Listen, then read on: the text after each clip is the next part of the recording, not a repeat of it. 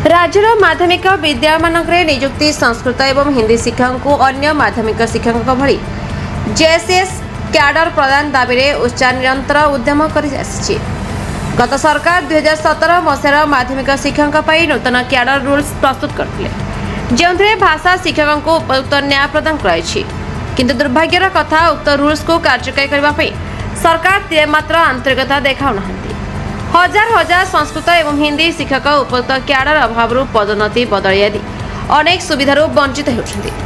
नुआ सरकार होइथारु ए समस्यार त्वरित समाधान निमंते आमे बहुबार शिक्षा मंत्री सरकार थिबा अनेक विधायक को अनेक थर दाबीपत्र प्रदान करि आसिछु।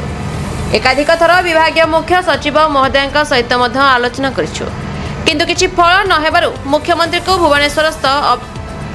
अभियोग प्रकोष्ठ 1/7/2024 तारिख में अभियोग करथिलु।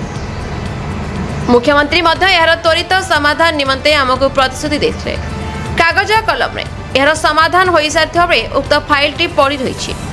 संस्कृत शिक्षक संघ एवं एक श्रृंखलित संघ अटे किंतु बारंबार अनुरोध सत्वे यदि सरकार कथा न शुणती बाध्य होई आंदोलनात्मक पंथा ग्रहण करिवारे संघ पछघुंचा देव नहीं।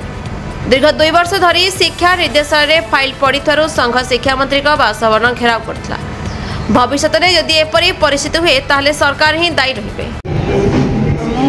आज कार्यकारिणी बैठक आम रेड क्रॉस भवन में होची तो सेठी मु जड़े संपादक भाव में जोग देछि तो आम 30टा जिलू आज दुई जन प्रेसिडेंट सेक्रेटरी मैंने आसिकी सभा कार्यकारिणी सभा जोग देछु आम एति इच्छा जे जेतबेले बीजेडी सरकार थिले सेतबेले आम कथा शुणु नथिले तो आम बहुत पछरे दौड़ी थिलु किंतु से करिवे कही आम पछघुंचा दौड़े किंतु वर्तमान आमर बीजेपी सरकार एवं आम बहुत आशा बांधीचु जेहेतु डबल इंजिन सरकार अच्छा सेंट्रल भी सही स्टेट भी सही बीजेपी सरकार तेणु आम आशा बांधीचु जे केमिति आमर क्याडरटा जो बहुत वर्ष है पड़ी रही नाली फिता तले चापी रही तो सीटा जल्दी कार्यकारी हुई फाइल बाहरी एवं आमर हजार हजार संख्यार जो संस्कृत हिंदी शिक्षक अच्छा से आशा को पूरण करूँ से जो असम्मानित होती विद्यालय से निजर सम्मान सहित बंची पारती कौन करेंगे सरकार न शुणे कौन करेंगे आम शांतिपूर्ण भाव आम आंदोलन चलैचु माने भितरे भितरे केवल मीटिंग जो सरकार जहाँ को देखा कले कार्य हो पार जो ऑफिसर पाखक देखा करूँ मंत्री मान देखा करूँ चीफ मिनिस्टर को देखा करूँ जदि शेष सब सरला जिते आम कथा न शुणे तेज आम धैर्यर बंध निश्चित भाव में भांग एत दिन आम अपेक्षा करूँ तेणु आम ए दुई जन जोग देचु जिला जिला प्रति जिले दुई जन जोग देचु किंतु आसंता काली हम आम समस्ते प्रति जिलार शह शह संख्यार आसी 30टा जिलू आसी राजरास्ता ठिया मो ना हूँ गीतांजलि साहू मु खोर्धा डिस्ट्रिक्टर संपादक उत्कल संस्कृत शिक्षक प्रशिक्षित शिक्षक संघ कौन कह आज जो कार्यकारिणी बैठक विषय कौन कह आज कार्यकारिणी बैठक गोटे आमर निर्धारित कराई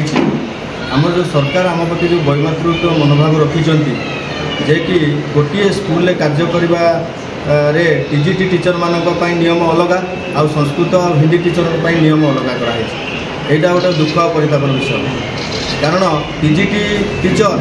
ट्रांसफर सुविधा एवं प्रमोशन सुविधा पाउथिला बेले गोटे संस्कृत और हिंदी शिक्षक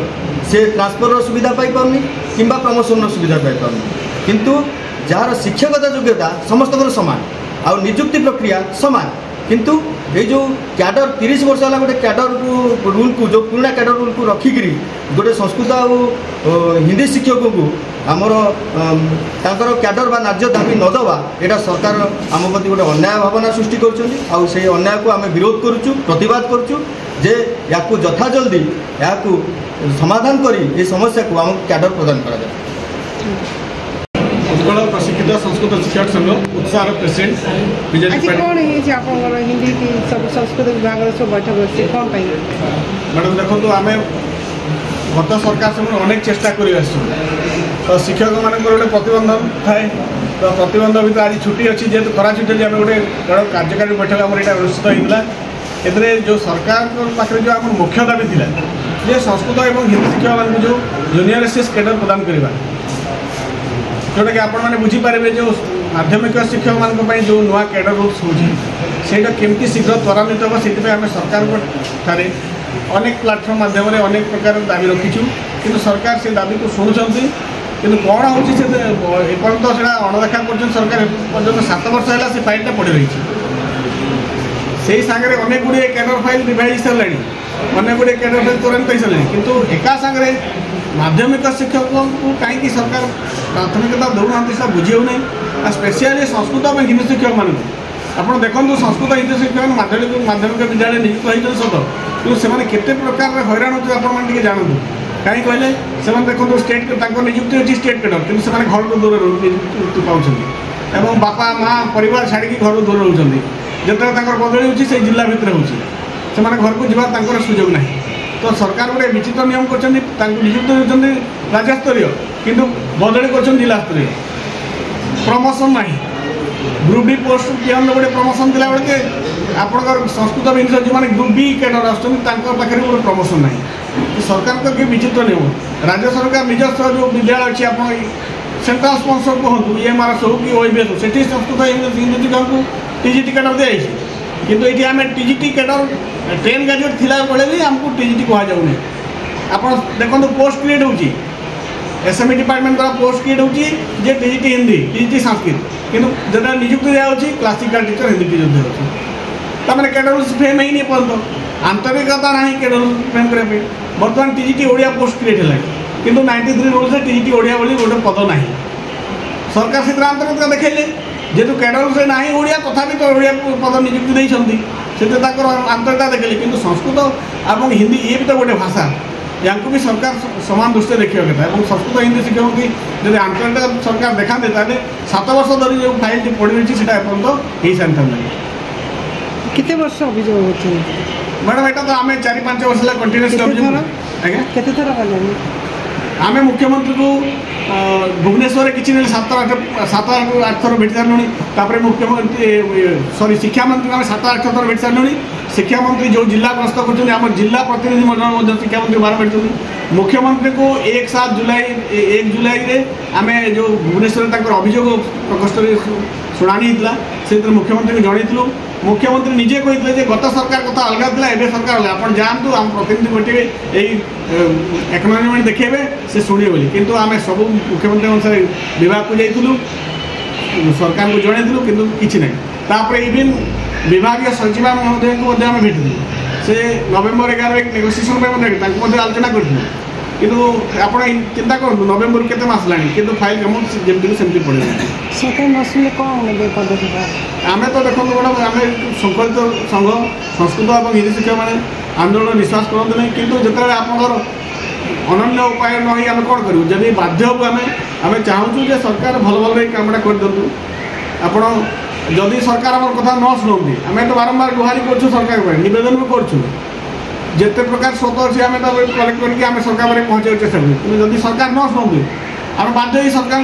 पाखे जीवु शिक्षा मंत्री बासभवन पर घेराव करूँ जमी गत थर आम करूँ बाध्य हो राजरास्ता को ओह्लैवाई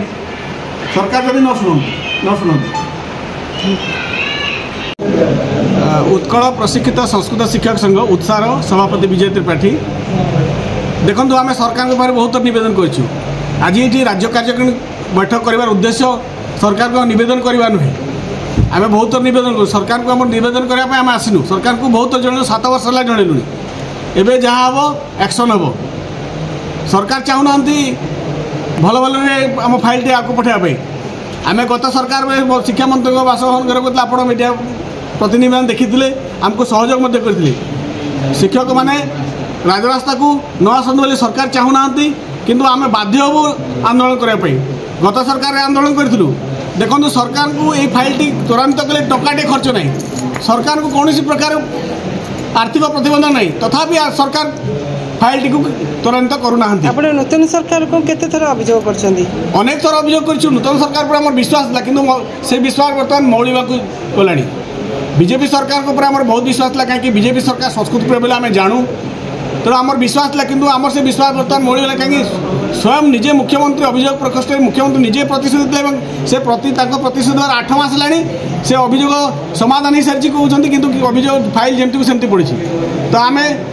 शिक्षा सचिव महोदय को भेटलु आम फाइल जहाँ पाखे अच्छी भेटलु किंतु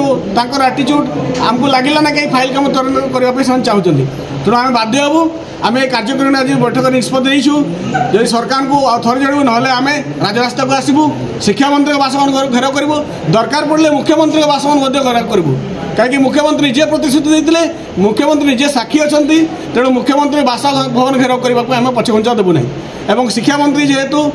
सब प्रतिश्रुति देउछंती काम किसी करूना तेणु शिक्षा मंत्री को आपण प्लाटफर्म माध्यम जनइवाक चाहूँ जे संस्कृत शिक्षक और हिंदी शिक्षक मैंने रबर स्टाफ न शुणिक रही से आपन को निवेदन कले आप शुणिले एवं केमती हक आनबार अच्छी से भल जना आपण बासभवन घेराव करूँ आपन को बासभवन जावाक देवु ना आम न्याय दाबी आम पाइबा पर्यंत आपण घर अगणार बसी रही। Bhubaneswar Pushpalata report the republic Odisha 24 news.